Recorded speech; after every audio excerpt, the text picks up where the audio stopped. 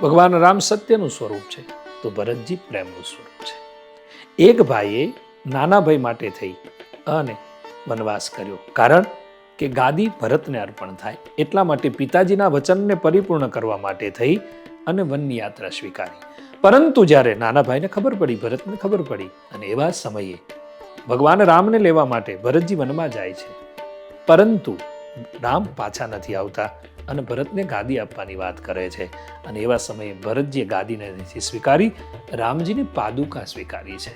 અને પાદુકા એ સમર્પણ છે.